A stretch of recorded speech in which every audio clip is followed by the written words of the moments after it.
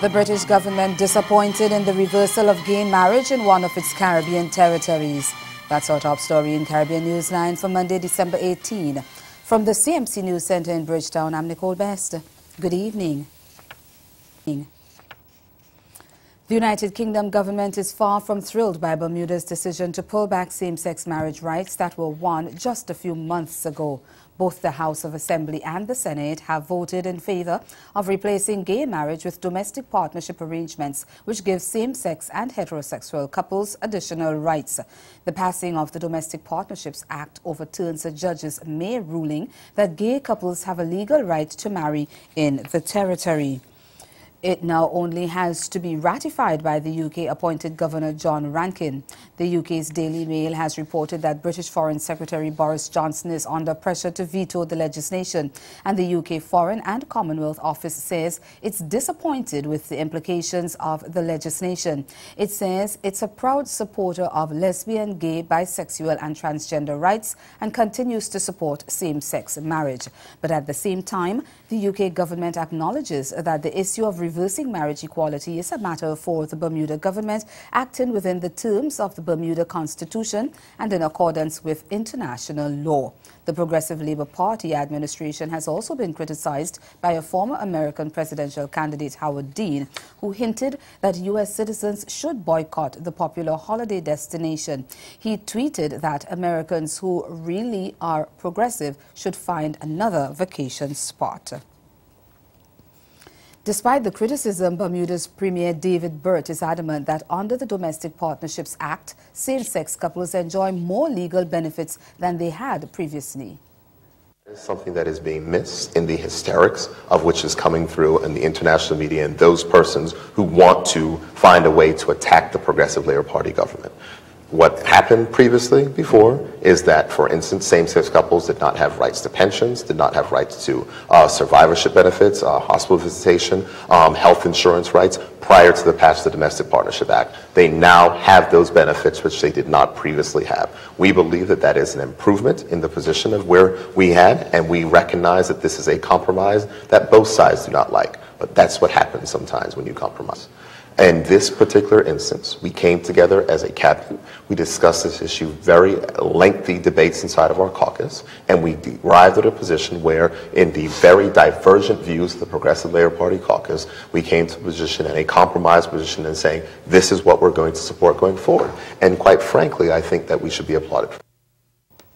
Burt stressed that although a judge earlier this year ruled that same-sex couples were entitled to marry, she could not give those couples legal benefits, as that could only be done by Parliament. The Premier also dismissed claims that the government was eroding human rights in Bermuda by preventing same-sex marriage. Under the laws of which Bermuda is ascribed to, same-sex marriage is not a human right under the European Convention of Human Rights. It is not. They have said that. That is the fact. So people can have their own opinions. People can say what they like to say. We like to deal in the place of reality. And the place of reality is that after the passage of the Domestic Partnership Act, same-sex couples have more legal benefits than they previously enjoyed.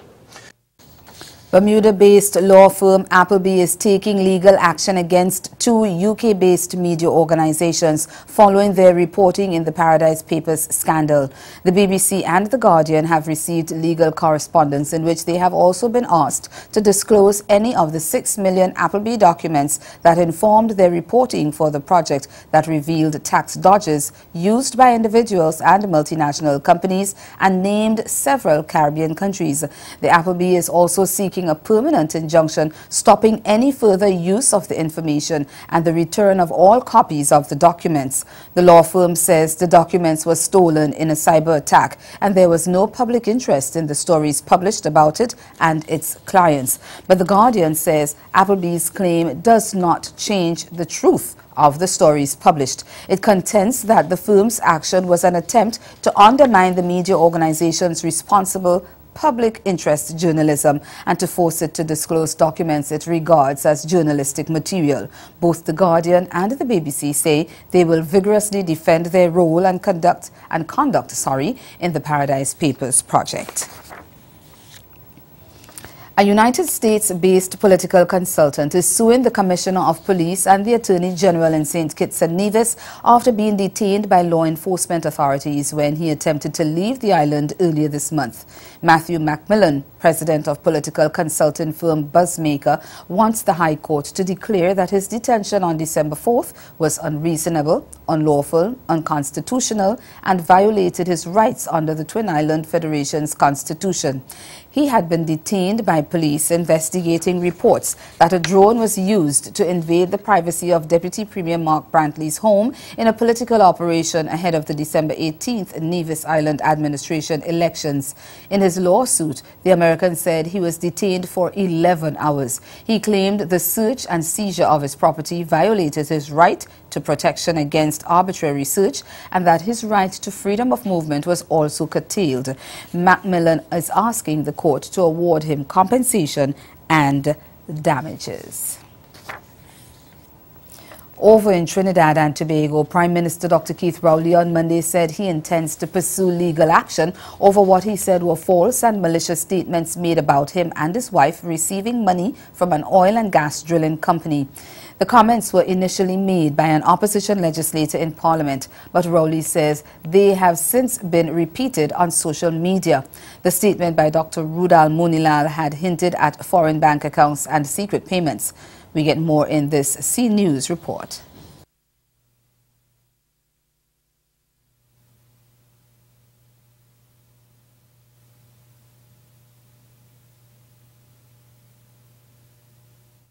We apologize for the problem with that insert that we had there, and we're moving on now to Dominica, where a Canadian-based consultancy and immigration firm plans to build hundreds of housing units in hurricane-battered Dominica next year.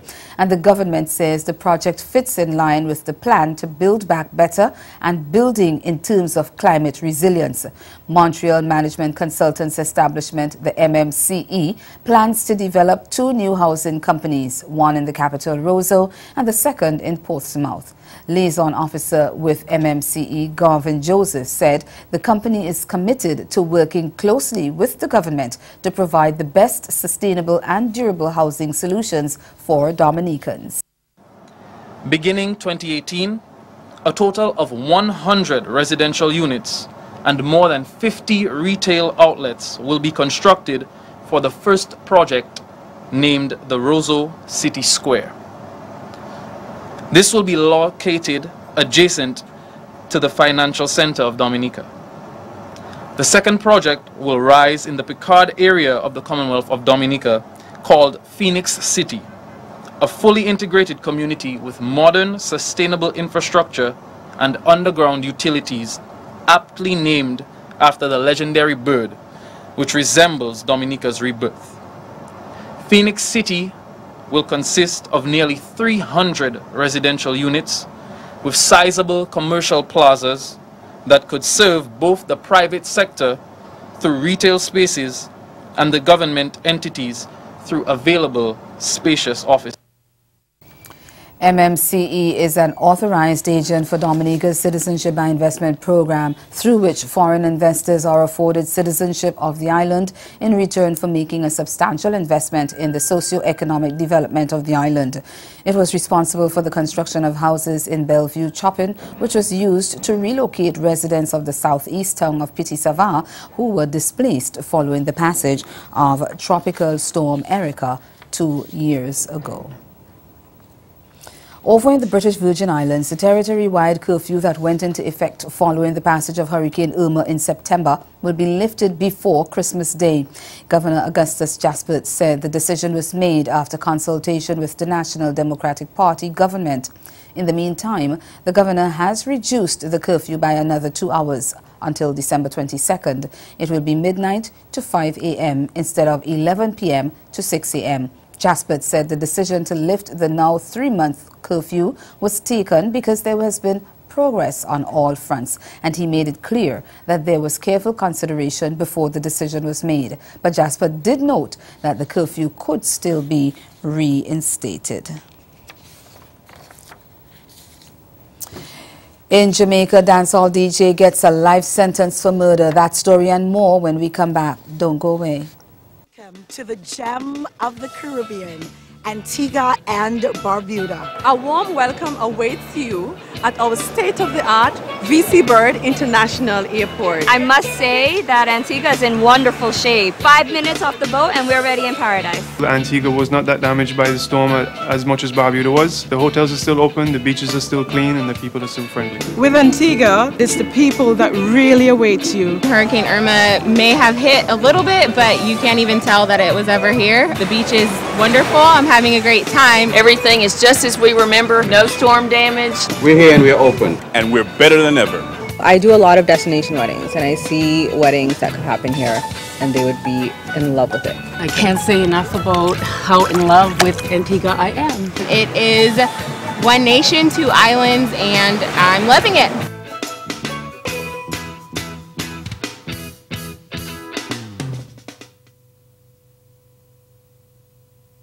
Did you know that a strategy has been developed to help improve the region's education and human resources? You didn't? Well, the HID strategy, as it is called, will guide CARICOM in how it delivers quality education and training to the people of the region. The strategy has been crafted by a group of experts called the HRD Commission. Consultations have been done across the region to get your input. Do you know that none of us will be left behind? The HRD strategy is important to all of us, students, parents, and employers. It will prepare the region, especially the youth, for the 21st century economy and society. The HRD strategy, unlocking Caribbean human potential. Have you or someone you know been diagnosed with diabetes? If so, it is important that you know about Glucerna. Glucerna is a nutritional supplement for people with diabetes and contains Carb Steady, which helps minimize blood sugar spikes. Manage your diabetes with Glucerna. Glucerna, nutrition for people with diabetes, designed for you.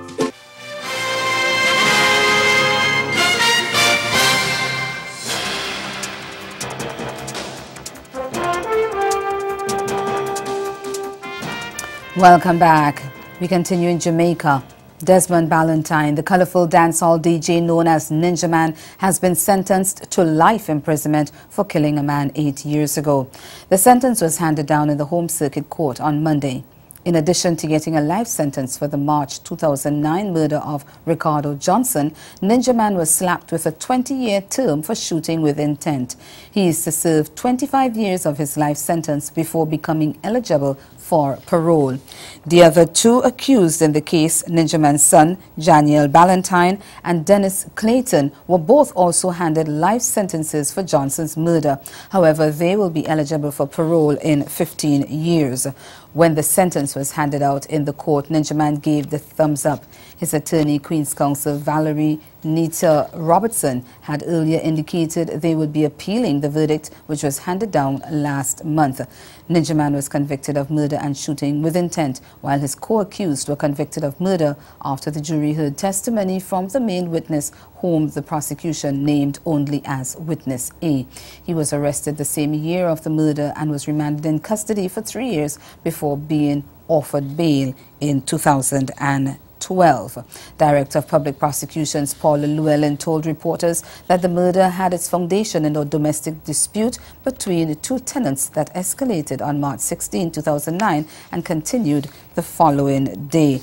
Ninjaman rose to prominence in the 1980s, and during his career spanning more than 30 years, he had several hits. The Bahamas Prime Minister, Dr. Hubert Minnis, says his government has started a long-term economic growth program to reduce unemployment and achieve more dynamic and sustainable growth. He said the reform and transformation program includes the stabilization of public finances and revising policies to ensure greater ease of doing business for Bahamians and foreign investors. Dr. Minnis made the comments at a reception for Bahamians and friends of the Bahamas in Washington, D.C. over the weekend.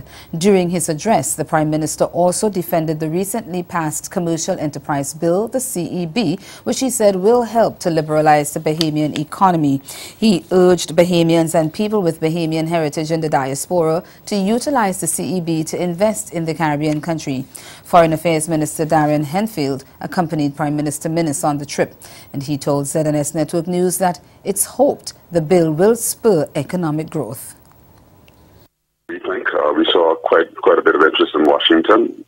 Investors are interested because we're looking at fields that are not readily operable in the Bahamas. We're looking at highly technical fields where people will come in and stand up enterprises and businesses that are not really dominated locally by Bahamians at the moment. I met a technical engineer who's a consultant, runs our own firm, and maybe someone like that would be interested in coming home and consulting in that area. And so the bill is meant to be an incentivizer in this regard, to incentivize Bahamians to come home and look at establishing similar enterprises and growing them from the ground, engaging other Bahamians, returning home, repatriating to the Bahamas a knowledge base that is not readily existent in our regular work environments. And ahead in Newsline Sport, Barbados Pride's spin bowlers lead their side to a win over Trinidad and Tobago Red Force as the Regional 4-Day Championship continues. Stay with us. Sport is next.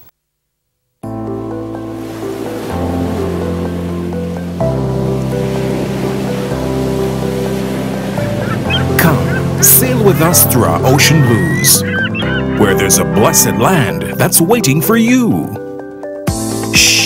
Look, listen, feel. Realize your dream escape that's magically surreal. The best kept secret, a place you'll never forget, where adventure beckons with every gentle footstep. From lush mountain green to warm volcanic sand, submerged in splendor, our 32 enchanting islands. A kaleidoscope of experiences. No need to look anymore. St. Vincent and the Grenadines, the Caribbean you're looking for.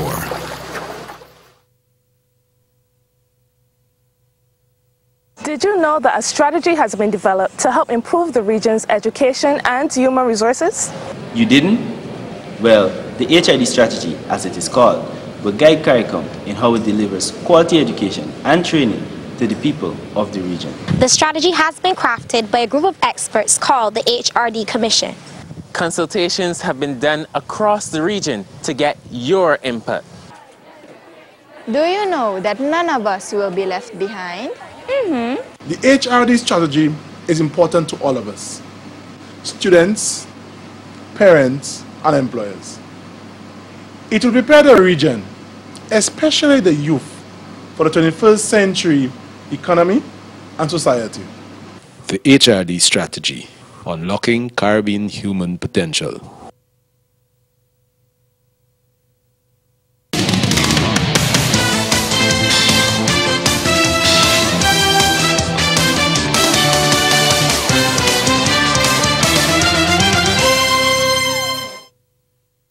Spin bowling triumvirate Jomet Warrican, Hayden Walsh Jr. and Kenroy Williams reversed decades of heartaches for Barbados Pride's batsmen when they bowled the visitors to a 207-run victory over Trinidad and Tobago Red Force in the Regional 4-Day Championship on Sunday.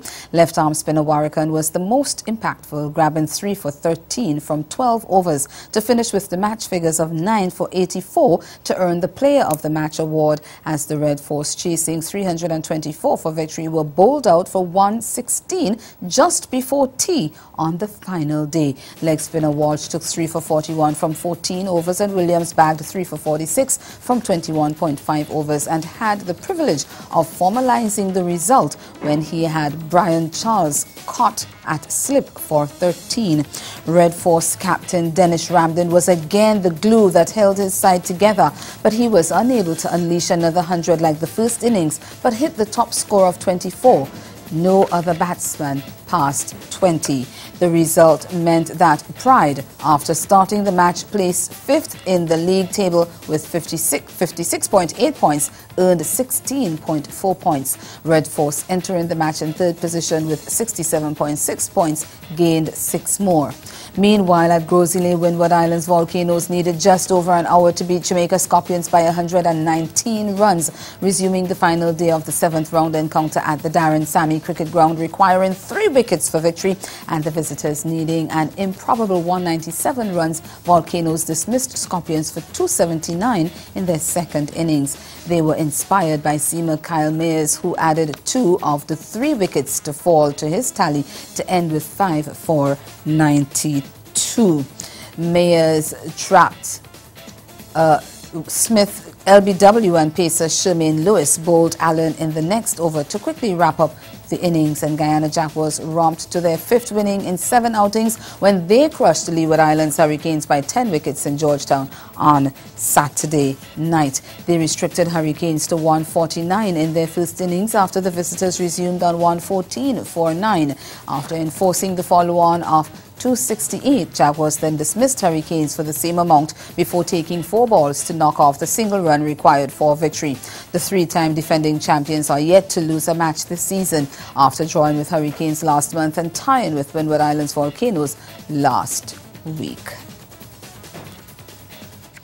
The Hope brothers, Kyle and Shea, gathered half-centuries but were unable to prevent West Indies from going down by 6 wickets in an unsung New Zealand 11 in their 50-overs tour match on Saturday. In their only warm-up match before the limited over series starting next week, West Indies rattled up a competitive 288 all-out of 48.4 overs, with Kyle top scoring with 94. His younger brother Shea chipping in with 69. All-rounder Rovman Powell supported with 31, while left-hander Shimron Hetmeyer got 28. 20-year-old off-spinner Aniket Parikh was the best bowler with 4 for 47.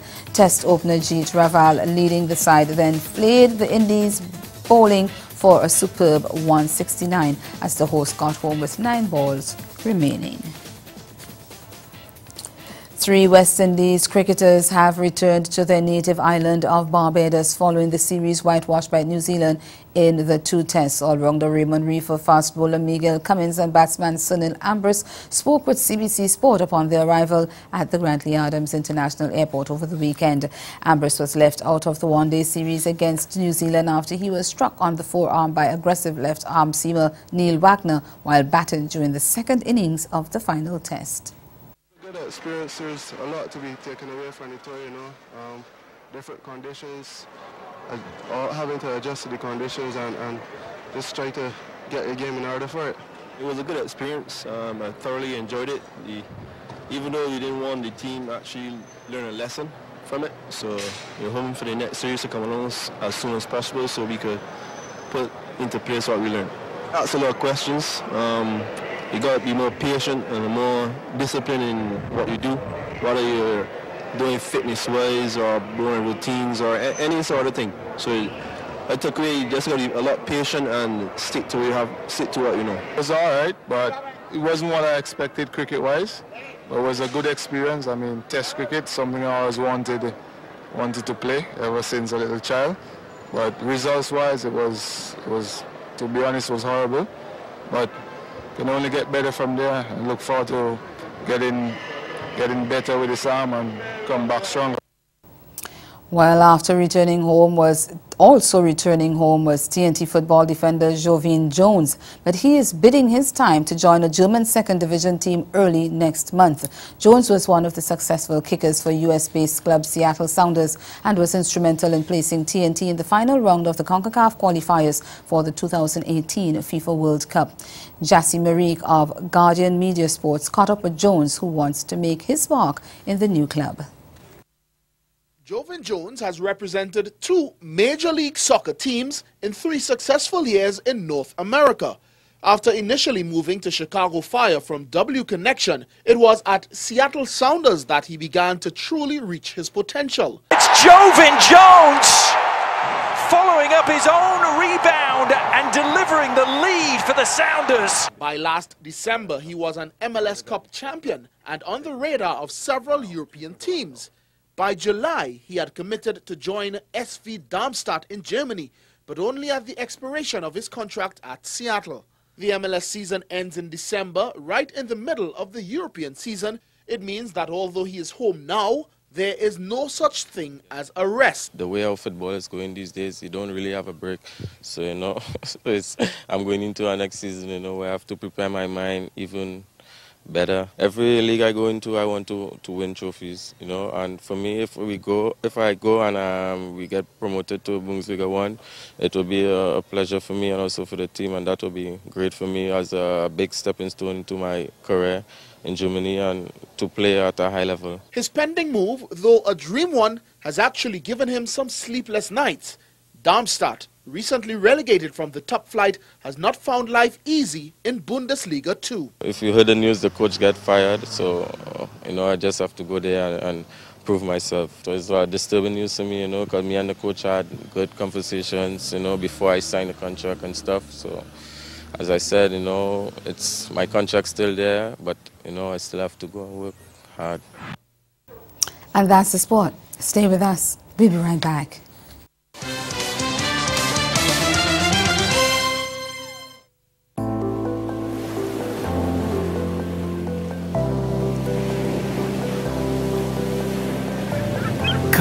Sail with us through our ocean blues, where there's a blessed land that's waiting for you. Shh. Look, listen, feel. Realize your dream escape that's magically surreal. The best kept secret, a place you'll never forget, where adventure beckons with every gentle footstep. From lush mountain green to warm volcanic sand, submerged in splendor, our 32 enchanting islands. A kaleidoscope of experiences. No need to look anymore. St. Vincent and the Grenadines, the Caribbean you're looking for. In a place where legends start, the beach is just the beginning. So live a little for the exhilaration and the color of every moment, where time is and life is a spirited event. Immerse yourself in the culture, the music, the people, the island. Love Antigua and Barbuda.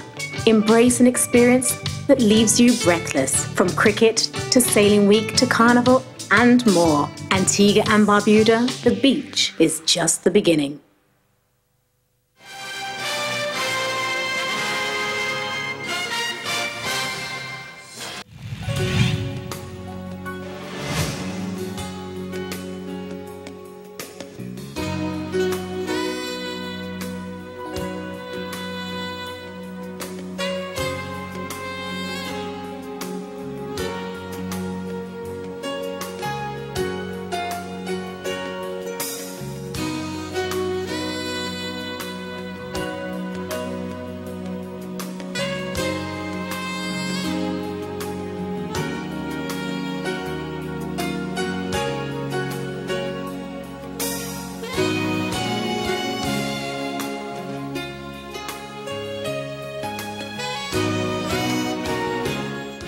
And the major developments of this day, the British government disappointed in the reversal of gay marriage in Bermuda, one of its Caribbean territories. And in sport, spin bowlers lead Barbados Pride to a 207-run victory over Trinidad and Tobago Red Force in the regional 4-day championship. Well, that's Caribbean Newsline. For news and sport around the clock, log on to KhanaNews.com. We'll be back here again tomorrow. But from all of us at CMC News, thank you for watching and do have yourselves a good night.